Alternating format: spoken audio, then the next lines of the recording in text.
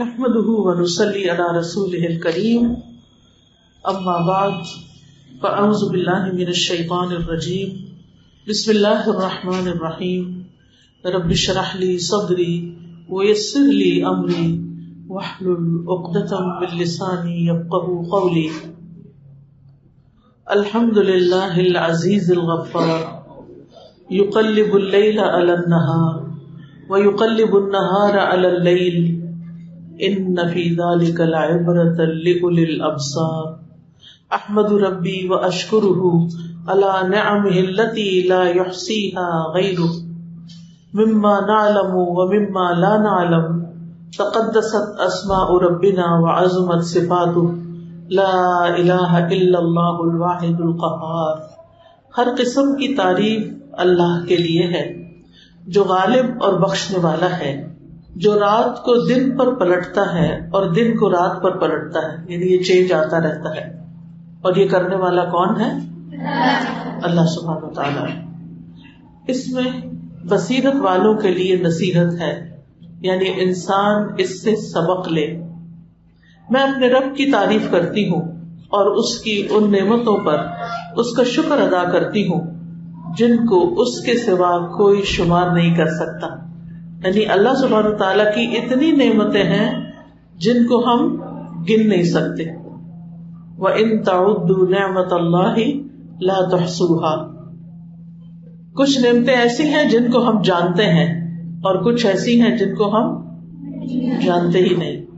مثلا کون سی نعمتیں ہیں جن کو ہم جانتے ہیں، جو ہمیں نظر آتی ہیں، جو ہمیں بتائی جاتی ہیں، لیکن اس کے علاوہ بھی بہت کچھ ہے. آپ کو معلوم ہے کہ ہماری باڈی کی جو سب سے چھوٹی چیز ہے وہ سیل کہلاتا ہے نا. سیل سے پھر آگے اور چیزیں بنتی ہیں. ابھی تک سائنٹسٹ سیل کے بارے میں بھی پوری معلومات نہیں رکھتے، اس کو بھی پوری طرح ڈسکور نہیں کر سکے کہ وہ کیسے کام کرتا ہے. تو اس میں آپ دیکھیے کہ بہت ساری چیزیں ایسی ہیں کہ جن سے ہم فائدہ اٹھا رہے ہیں لیکن ہمیں خود بھی نہیں پتا کہ وہ کس طرح ہمارے جسم میں کام کر رہی ہیں اور کس طرح فضا میں کام کر رہی ہیں، کس طرح زمین کے اندر کام کر رہی ہیں، کس طرح آسمان میں کام کر رہی ہیں. تو ہم ان ساری نعمتوں پر جن کو ہم جانتے ہیں اور جن کو ہم نہیں جانتے ان پر اللہ تعالیٰ کا شکر ادا کرتے ہیں. اللہ تعالیٰ کے نام، ہمارے رب کے نام مقدس ہیں اور اس کی صفات بہت عظیم ہیں. اللہ کے سوا کوئی معبود برحق نہیں، وہ اکیلا اور غالب ہے. حضرت انس کہتے ہیں کہ ایک دفعہ نبی صلی اللہ علیہ وسلم کو ایک درزی نے کھانے کی دعوت دی، کپڑے سینے والے نے، جو کھانا اس نے آپ کے لیے تیار کیا ہوا تھا. تو وہ کہتے ہیں میں بھی آپ کے ساتھ اس دعوت میں چلا گیا. تو اس نے رسول اللہ صلی اللہ علیہ وسلم کے پاس روٹی اور شوربہ لا کے رکھا. اس شوربے میں کدو اور بھنا ہوا گوشت تھا. تو میں نے نبی صلی اللہ علیہ وسلم کو دیکھا کہ آپ کدو تلاش کر کر کے کھا رہے ہیں. تو پھر انہوں نے کدو تلاش کر کے آپ کے آگے رکھ دیے تاکہ آپ کھا سکیں. اور کہتے ہیں میں اس دن سے کدو پسند کرنے لگ گیا کیونکہ نبی صلی اللہ علیہ وسلم کو پسند ہے. کدو کے کیا فائدے ہیں، کسی کو پتا کیا فائدے؟ کدو اسکن کو بہت اچھا کرتا ہے. جو لوگ کدو کھاتے ہیں ان کی اسکن اچھی ہوتی ہے. آپ کو معلوم ہے نا کہ حضرت یونس علیہ السلام جو مچھلی کے پیٹ میں گئے تھے اور پھر جب اللہ تعالیٰ نے اپنے فضل سے ان کو نکالا تھا تو ان کے اوپر کس چیز کی بیل اگی تھی؟ کدو کی بیل اگی تھی ان کے اوپر، تاکہ وہ اس سے کھائیں اور اس سے سایہ بھی ہو. تو وہ تو کچا ہی کھاتے ہوں گے، ظاہر ہے وہاں پکا کے دینے والا تو کوئی نہیں تھا. تو کدو کو آپ کچا بھی استعمال کر سکتے ہیں، کدو کو آپ پکا کے بھی استعمال کر سکتے ہیں، کدو کو آپ ابال کے بھی استعمال کر سکتے ہیں، کدو کا آپ جوس بھی بنا سکتے ہیں، اس کو کسی اور چیز میں بھی مکس کر سکتے ہیں، اس کو الگ سے بھی کھا سکتے ہیں. رائتا تو بہت ہی اچھا بنتا ہے. کس کو آتا کدو کا رائتا بنانا؟ ہاں، آپ لوگ نہیں بناتے؟ آپ امی کو کہہ دیتے بس آپ کام کریں. آپ کو پتا ہے کہ جب ہم چھٹی جماعت میں تھے نا تو اس وقت ہمارے اسکول میں ایک کلاس ہوتی تھی خانہ داری کی. خانہ کا مطلب ہوتا ہے گھر، داری کا مطلب ہوتا ہے رکھنا، گھر داری کرنا. گھر داری یعنی گھر کو سنبھالنا، گھر کے کام کرنا. تو یہ بہت اچھا تھا، لڑکیوں کو، سب لڑکیوں کو سیکھنا ہوتا تھا. تو جو ہمارا سب سے پہلا دن تھا خانہ داری کا، جمعے کا دن ہوتا تھا، سب لوگ گھر سے چیزیں لے کے جاتے تھے، اور جو بڑی کلاس ہوتی تھی وہ چولہے بھی لے کے جاتے تھے.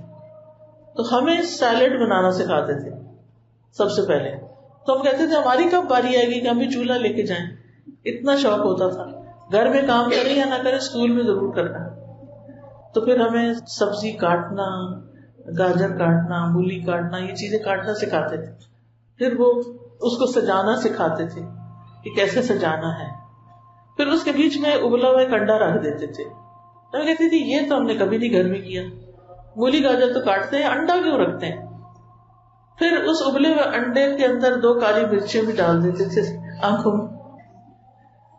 ایسی سجاوٹ، تو ایسی سجاوٹ نہیں کرنی چاہیے جس میں آنکھیں بنا کے اور بت بنا کے کھانے کے بیچ میں کھڑے کر دیں.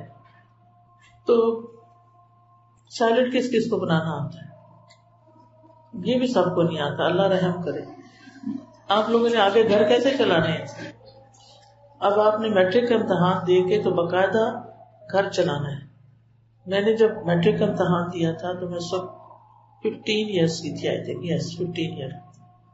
تو میں نے اپنی امی سے کہہ دیا تھا کہ جتنا عرصہ میری کالج جانے سے پہلے کی چھٹیاں ہیں، کافی ساری چھٹیاں ہو گئی تھی 2-3 مہینے کی، میں نے کہا آپ بالکل کچن میں نہیں آئیں گی، سب کچھ میں خود کروں.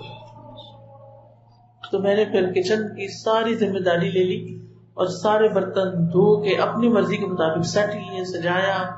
چولہا جو تھا وہ ماما نیچے رکھ کے پکاتی تھی، میں نے اس کو اوپر رکھوایا اور اپنے طریقے سے سارے کام شروع کیے. اور مجھے اچھی طرح وہ پہلا کھانا یاد ہے جو میں نے سارے کا سارا خود بنایا تھا اور بنا کے پیش کیا تھا. تو ماں کو اس سے بہت خوشی ہوتی ہے، اور ماں نے ہمارے لیے بہت تکلیفیں اٹھائی ہوتی. تو چھٹی کے دن آپ کیا بنائیں گے؟ سیلڈ. ٹھیک ہے، سیلڈ کھاتے بھی ہیں کہ کوئی نہیں کھاتے؟ میں بنانے کا کہہ رہی ہوں. چٹنی بنا لیں. سیلڈ کیوں کھانا چاہیے؟ کیوں کھانا چاہیے سیلڈ؟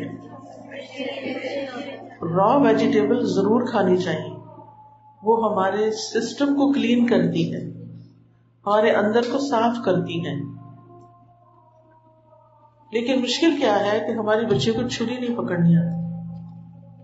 ایسے کاٹنا ہے یا ایسے کاٹنا ہے، بورڈ استعمال کرنا ہے یا نہیں کرنا. کیونکہ جو لوگ آپ نے دیکھا ہوگا، آپ یوٹیوب پہ ایسی ساری چیزیں، گاجر کیسے کاٹنی، کیسے پکڑنی چھری اور کیسے کاٹنا ہے آپ کو سکھائیں گے. کیونکہ اگر سبزی صحیح نہ کٹی ہو تو کھانے کا ذائقہ بھی ٹھیک نہیں ہوتا. اور بہت سے لوگوں کو سبزی نہیں کاٹنی ہے، ٹیڑھی میڑھی، کوئی ادھر سے لمبی، کوئی ادھر سے چوڑی، کوئی ادھر سے موٹی، کوئی ادھر سے پتلی، ایسے کاٹتے ہیں. تو ایسا کام کرنے والے کون ہوتے ہیں؟ ان کو کیا کہتے ہیں؟ پھوڑ. ہماری نانی کہتی تھی کہ چچی کوئی چج نہیں. پتہ نہیں آپ کو پنجابی آتی کہ نہیں آتی؟ آتی ہے. یعنی کوئی چج نہیں، کوئی طریقہ نہیں، صحیح نہیں آتی، کوئی ہنر نہیں. تو ہر کام کا ایک طریقہ ہوتا ہے. اللہ تعالیٰ نے ہر چیز پر احسان کو واجب کیا کہ ایکسیلنس کے لیول پر کام کرو. صرف پڑھائی میں سب سے زیادہ نمبر لے کے بورڈ پہ تصویر لگانا ہی کامیابی نہیں. ٹھیک ہے نا؟ کچھ لڑکیوں کی یہ ڈریم ہوتی ہے، آج کل بڑے ہر شہر میں تصویریں اور نمبر اور ٹاپ کرنے والی اس طرح کی چیزیں لکھی ہوتی ہیں. تو اگر آپ کے گھر میں آپ کو سکون نہیں، آپ کو کھانا نہیں بنانا آتا، آپ کو گھر چلانا نہیں آتا، کیا فائدہ؟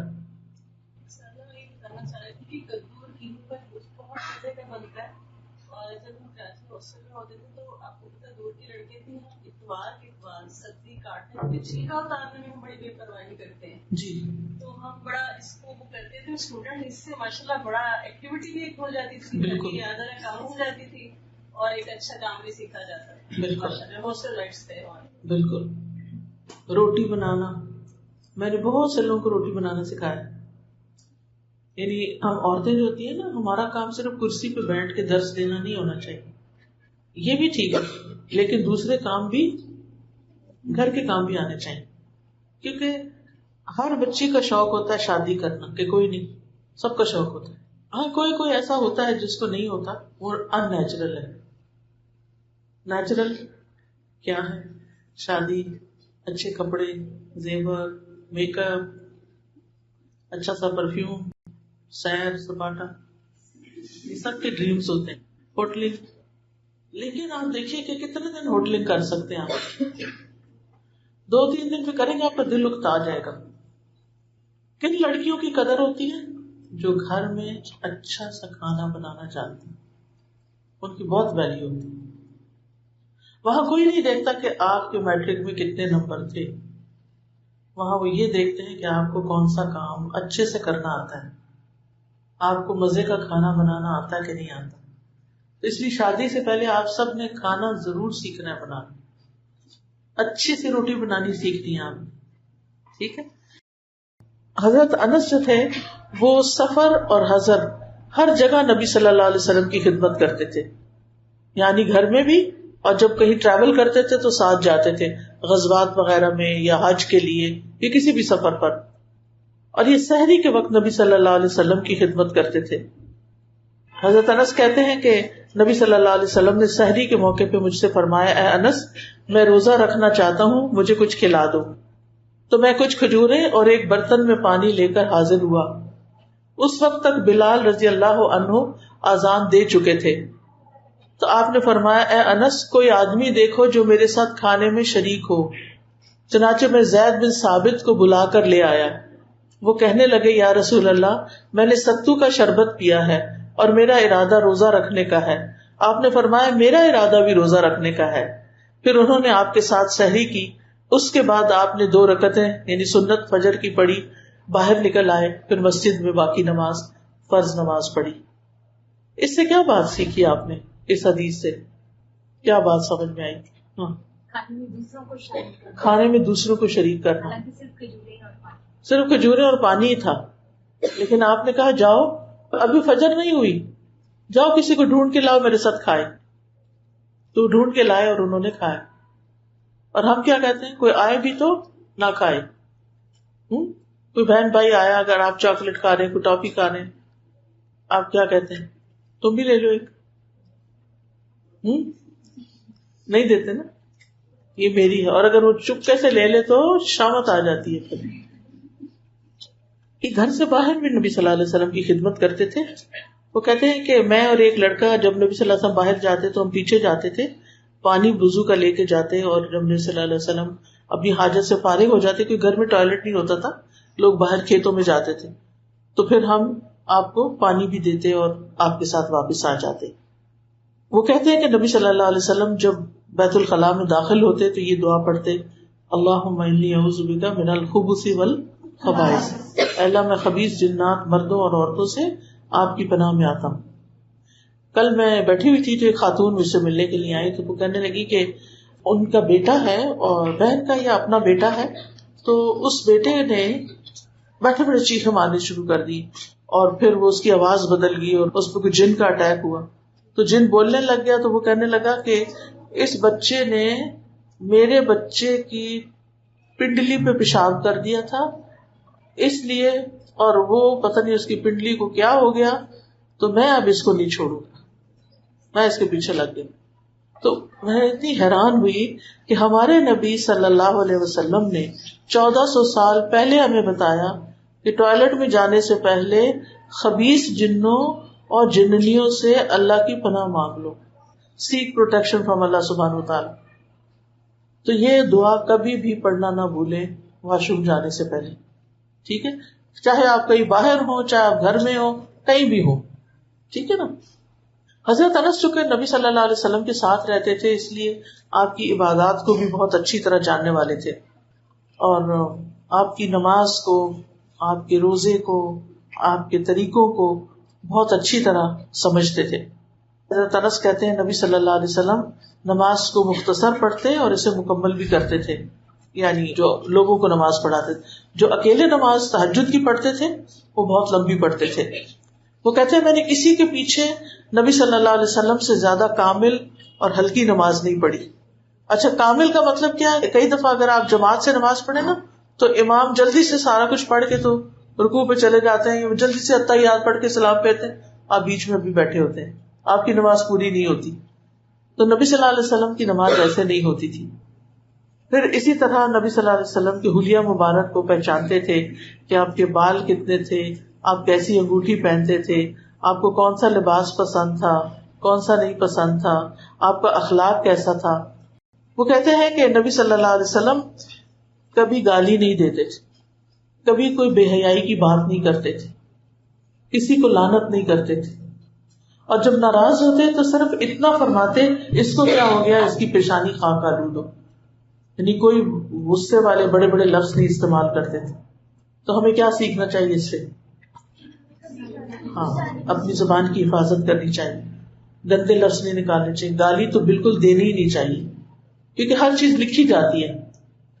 کیا نام ہے ان فرشتوں کا جو لکھتے ہیں ہر چیز؟ کرامن کاتبین.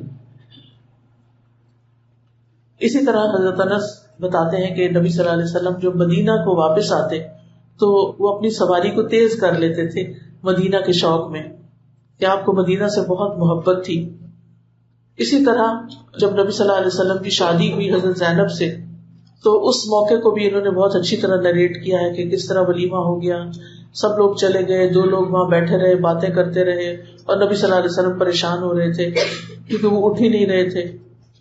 تو اس سے کیا پتہ چلتا ہے کہ اگر ہم کسی کے گھر جائیں کھانے پہ تو کھانے کے بعد لمبی دیر نہ بیٹھیں, پھر ہم جلدی واپس آ جائیں تاکہ وہ کھانا سمیٹیں, گھر سمیٹیں, سو جائیں, صبح کام پہ جانا ہوتا ہے. تو کسی کو تنگ نہیں کرنا چاہیے. بعض لوگوں کا حال یہ ہے کہ آتے نہیں, کسی کے گھر آتے نہیں, اور جب آتے ہیں تو جاتے ہیں. ان کا نہ آنا بھی تکلیف دے اور ان کا نہ جانا بھی تکلیف دے. تو ایسی حرکتوں سے ہمیں پرہیز کرنا چاہیے کہ جس سے ہم کسی اور کو تکلیف پہنچائیں. حضرت انس ایک روایت میں یہ بھی بتاتے ہیں کہ نبی صلی اللہ علیہ وسلم کا ایک فارسی ہمسایہ تھا, شاید حضرت سلمان فارسی تھے یا کوئی اور, تو وہ شوربہ بہت اچھا بناتا تھا. تو اس نے نبی صلی اللہ علیہ وسلم کے لیے کھانا بنایا, آپ کو بلانے کے لیے آیا. جب وہ آیا تو آپ نے حضرت عائشہ کی طرف اشارہ کیا, ان کی بھی دعوت ہے, ان کو بھی بلایا. تو اس نے کہا نہیں. تو آپ نے فرمایا پھر میں بھی نہیں آ رہا.